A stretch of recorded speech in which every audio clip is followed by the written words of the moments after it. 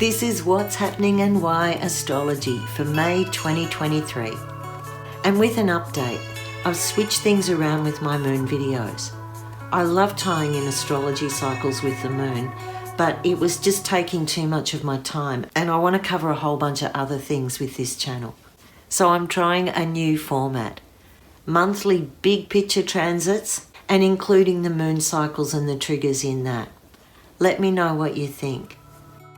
At the start of the month, I'll also cover all the signs with the AstroDice in a separate video. Thanks for your support and I appreciate your likes, comments and subscribes. Here we go. What is happening and why for May 2023?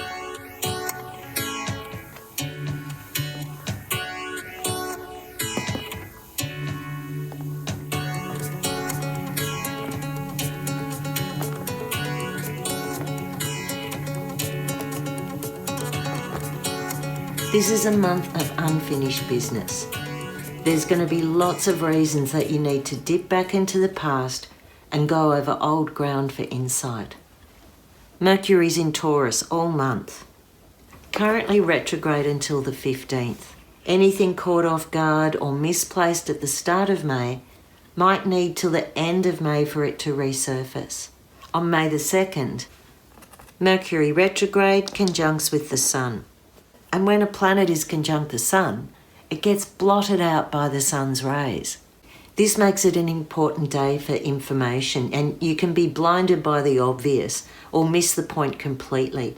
You could also get completely tongue-tied since Taurus rules the throat and the voice. So watch that early part of May because it's not the time to launch things or to try to finalise important information. On that same day, Pluto turns retrograde at 0 degrees Aquarius and starts going back into Capricorn. It's like going down a lift to the basement car park. Something left unattended in the corners of your psyche is pulling you back. The message here is to go inward, and that really sets the tone for the month. Investigate your personal relationship with Pluto stuff. Power, money, sex and control. Pay attention to your intuition. The psychic signals are really starting to prickle, and we've got a big theme of unfinished business going on. When Pluto moves fully back into Capricorn, which won't happen till mid-June, it will finish off what's still smouldering in the debris, dismantling top-down structure, exposing corruption, and digging through historic imbalances of power. All the places that have erupted since 2008 when Pluto first began its Capricorn reign are showing where those power structures haven't fully broken down, where that grip of control is still in place despite there being pushback against it. And that might mean for over this year there's an on-off thing going on in places like the protests in Iran or Chinese surveillance, even security issues in territory, and obviously the war in Ukraine and the disruption caused by civil war in Syria. Venus is in Gemini, and it'll move into Cancer on May the 7th. But before it does that, May the 4th, it forms a really tricky little aspect to Neptune. This pulls out fluffy details and sketchy promises. The charm is wearing thin on an agreement or a payment or a relationship. And this all adds up to that mercurial fog that's going on in the first 2 weeks. For some of you, you might be grabbing the wrong end of the stick. And mutable signs have to be most careful with this. Pisces, Gem, Sag and Virgo. Don't jump to conclusions because you may not be getting the full story, the full facts, or you may be in a bit of a cloud or a fantasy about what's really going on. Keep your wits about you, especially between the 3rd and the 6th of May. And if it sounds too good, it probably is. This pushes things to the Scorpio full moon on May the 6th. May the 5th if you're in the US or Europe. Any confusion that's been bubbling under the surface or little hints of something starts to get clearer at this time and the plot really thickens. There's something you need to see, something in the shadows that's starting to join up, but you might not be able to put all the pieces together till later in the month. Scorpio moons bring out emotional, passionate responses. They bring out the hidden parts and let them come forward to light. They reveal the truth. And it kind of caps off that first week of May with these intense feels and charisma and psychic senses prickling, even opening up your vulnerability and sharing something more of yourself. When Venus moves into Cancer on the 7th, just after the full moon, it shifts the focus into self-care, and it sort of softens and soothes ruffled feathers. Mercury spending so long in Taurus can bring out bickering and frustrations. It can make you change plans or procrastinate on what you'd already promised you'd do. So it's nice that Venus actually moves into a place where it can support and calm down some of that irrational or more anxious mindset. On May the 9th, the Sun joins up with Uranus, and that makes it a surprise day. Expect the unexpected. Do things differently. It can open up a bit of insight and inspiration. It might even give you a bit of a breakthrough, and it's only a short influence. It only lasts a day, but it can crack through and give you a glimpse of underlying frustrations. And those frustrations are really starting to stew. So by the time we get to this mid part of the month, things are really ready to let rip. Mercury, who's been retrograde, turns forward on May the 15th. A little moment of stalling there, and then it moves back over the conversations and discussions you've already had this month. And in Taurus, it's things like practical matters. Who did what and when? How are things working out? Plans that you might have wanted to put in place to sort out your finances and your baseline budget.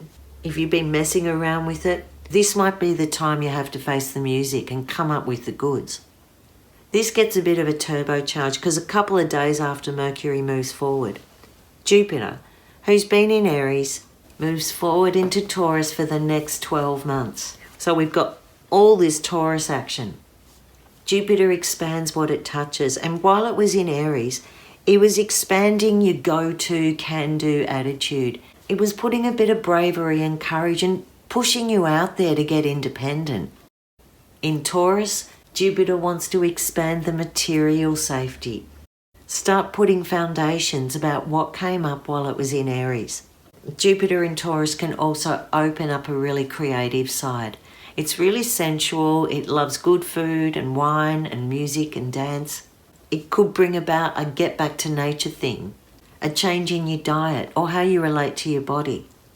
On the big picture, Jupiter moving into Taurus can mean inflation, the cost of living rising, baseline needs being out of reach, and also a government response to those rising interest rates. Because we've got a theme of unfinished business here, Jupiter's arrival in Taurus will also have you going back through the bills that haven't been paid, the payments that were put on hold, and maybe even the job opportunities that you put aside and now think you're well trained and ready for. The new moon on May 20 is where the action really starts to happen. New moons kick off new cycles, and you can see how crowded Taurus is getting now. So something has to be released, something has to let go. Taurus is a fixed sign, it's a bull. It can be very stubborn. It can be quite happy to plod along until it meets opposition, and then it can really dig its heels in and get staunch. But coinciding with this new moon, we've got a really kick-ass aspect involving the big planets. Mars has been in Cancer, being defensive, protective, and perhaps even fighting for justice, keeping its motives hidden. But from the 20th, it moves to 0 degrees Leo. Jupiter's at 0 degrees Taurus, the North Node is at 2 degrees Taurus, and Pluto is at 0 degrees Aquarius retrograde. So we've got a T-square, all in fixed signs. T-squares put opposing pressure and tension on the planets involved. And because they're all in fixed signs and at 0 degrees, the energy is really intense. Jupiter wants to expand, and the North Node wants to take you further. It wants to increase what's there. And they're squeezing up against the energy of Pluto, transformative god of the underworld, and Mars, the action planet, who is all about conflict and direct action and getting what you want. This brings about a purge, dramatic fireworks, opposition, resistance, and counterattack. Everything in this is big and blustery.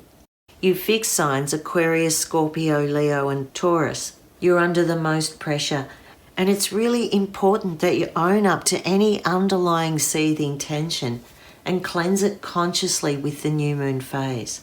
The full moon in Scorpio might have revealed where the issue was. And maybe if we go back to May the 9th, when the Sun and Uranus linked up, you could see a hint of what the frustrations and the pressure cooker was brewing up. With these planets, it could involve money, your body, sex, control, obsession, a power struggle. Mars opposite Pluto is really direct, and it meets a very forceful opposition, a real crackdown. Some issue has been launched from the deep, and you might think that you had no clue it was there, but now you can see it and it can be integrated and transformed.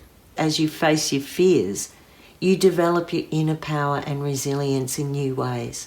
And this dramatic part of May is calling you to put true value on your self-worth.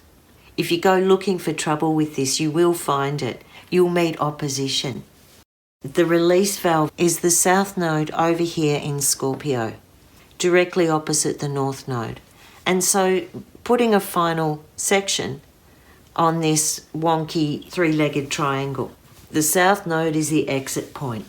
In Scorpio, it needs deep honesty, and it digs down into your deepest hurts and the little graveyard of secrets that you hold within. What's vulnerable beneath the shell? You could respond to this energy by feeling stuck and trapped and victimized, or you can use Jupiter and the North Node to project you further into a better place, into a place of better self-worth, and let go of the past and the stories, the obsessions, the darkness that kept you disempowered. The unfinished business with this one might go back 9.5 years to November 2013. So check in and see what you were doing at that time and if there's a resonance with what's going on now. And if there is, the South Node says it's time to let it go and move on. Reconcile, grow through it, own up to it, distance yourself from that kind of drama. With all this tension being expressed out through the South Node, this is a time to let all the blood go under the bridge. If it's not possible to let bygones be bygones, at least learn from the experience and take more care about where you put your foundation. Jupiter and the North Node are really trying to propel you forward, and that means turning to yourself for your inner strength. If you are caught up in this and getting a bit of a shock around that new moon time, aim not to get caught down a rabbit hole of power imbalance. Reset yourself, focus on where you want to go, and remove anything toxic, damaging, or destructive out of your life. There's deeper underlying issues that need your attention, and all this practical planet action in Taurus means it's time to get down and really get into it. If you want to see what's going on for your individual zodiac sign, check my AstroDice forecast, also put out at the beginning of each month. I'm Meryl Key, and this is my Mystery School. Thank you for your like, shares, comments, and subscribes. Find me on Instagram at my_mystery school, or check out my website www.merylkey.com. Thanks for watching.